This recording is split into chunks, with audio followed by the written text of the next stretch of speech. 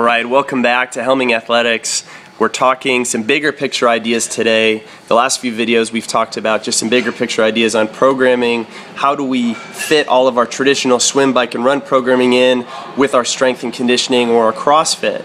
And it sparked a lot of debate and a lot of conversations. And the next few questions I was getting is like, well, what should I be doing on my strength days? What counts as strength? And it really is a great question. And I've come to realize that, especially in the endurance world, we have a bit of a messy definition of what strength is, and that we all kind of consider anything to be non-swim, bike, run, cross-training, and or strength.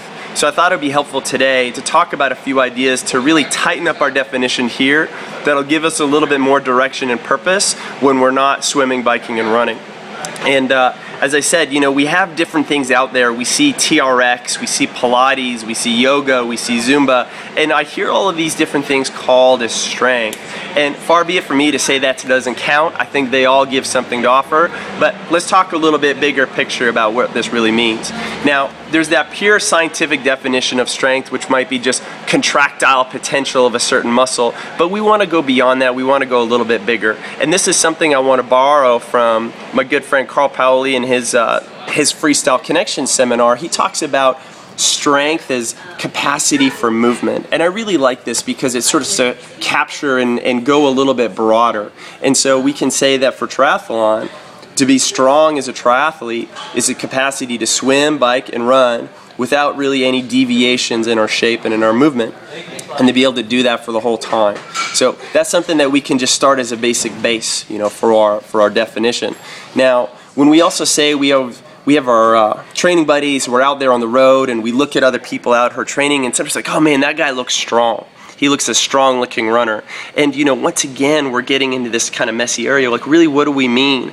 Is it their ability? Is it because they're fast? Does being strong meaning being fast? Does it mean just to be able to grind away and always go up these hills? Does it mean that he never misses a training session, even if it's raining or when it's cold out? We have these different aspects of strength training, and we have that over here. We can say that once we've realized that just generally there's this capacity for movement, we can also see that there are different aspects of that capacity. There's a physiological aspect, a physical aspect, and a mental aspect. And we could say the physiological aspect is, the training of my energy systems, my ability to continue to run hard uphill, doing my hill repeats, the ability to be fast and strong on a track. The physical aspects, as I mentioned about, is this deviation, being able to maintain my posture and position for a long period of time without breaking down. And the mental aspect is just my ability to focus, my ability to suffer. Can I withstand the searing pain in the legs and the lungs for 10K without slowing down? In a longer ultra race, can I stay focused on the trail, focused on my nutrition and my hydration? So many Ironman athletes are physiologically well trained, but mentally they start to break down and suffer in the race. They start to doubt themselves. So we want to work on all these different aspects. And going back even further, we have these different aspects. We have a definition for strength. Why? Why is this important? I don't really get it. Well, simply put, our strength training is designed to give us a buffer as athletes for our performance, right? We want to create a physiological, a physical, and a mental buffer for ourselves when we're out there. Now, a physiological buffer, here's an example. Imagine I'm your coach and I'm training you for a 10K. 10K is 6.2 miles. But imagine the race you sign up for, the race director makes a mistake, and instead of the race being 6.2 miles, it's 6.3. If you had no buffer, you get to the 6.2, you'd be inside of the finish line, but you'd collapse because you've got no more room to go, right? That would be an example of physiologically not having that little bit extra to get me through. And maybe it's not even a little extra distance. Maybe you've trained in 70-degree temps, but all of a sudden that race is 80 or 90 degrees. You fall apart. Maybe it's windier. Maybe there's a hill in the middle of the course. In reality, when we're training ourselves, we want to be able to handle these external variables and still be able to race and compete really well. This would be a physiological buffer. That would be making me strong as an athlete in that way. Now, physically, we want to create a buffer for movement as well. And we want to think about our physical buffer for movement as full range of motion. And this is why we're always preaching full range of motion in the gym, being able to squat a little bit deeper, hip crease below knee or even deeper, and even to have that full extension and flexion in the shoulder. And I can give you a quick example with our arm swing. So I'm standing up right here. If I swing my arm straight back, what I'm going to notice is a little pull, a little stretch in my shoulder, right? I'm just getting a little stretch there.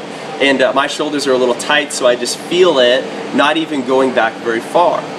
In reality, whenever we're moving, our body doesn't like to live at end range of motion. It doesn't feel very safe, it doesn't feel very comfortable. So our body makes little adjustments to go from full range of motion to partial. And then I go from here, I'm like, you know, this still feels a little tight. Okay, now I'm gonna go here. Now all of a sudden this feels better, my shoulder dumps in. So your body's making these decisions for you. And all of a sudden, if my arm swing is collapsed this way and I'm starting to swing across my body, I'm not going straight down the road anymore. I'm creating a lot of excess rotation that my body has to deal with. My feet are running more tightrope or something like that. They're coming across here. So all of a sudden I've dealt with these issues because I don't have that physical buffer. So even for sports like running, which we argue is a partial range of motion sport, we still want to develop that full range, the ability to handle a little bit more. If I increase that shoulder range of motion way back here, all of a sudden I can live here no problem, not a big deal. Well, how do we increase this range of motion in the shoulder? We get you overhead pressing, we get you working on your pull-ups, we get you working on your mobility, doing all of these things to improve. We get you working on that thoracic spine and the extension. Those are some really easy go-to ones, kind of no-brainers that we can work on there. Makes a big difference physically, create a bigger buffer. And finally, we just have that mental aspect. You know, how do we train that well? We get you out there dealing in hotter temps, dealing with hillier conditions, maybe training people who are a little bit stronger than you, getting you to focus for longer periods of time, and getting you be able to maybe practice and race a few times and really learn how to suffer and go a little bit farther and harder than you think you can, right? So we have all these different aspects of strength, but we want to work on all of them and bring them all together. The major thing that I focus on and coach is this physical aspect of strength.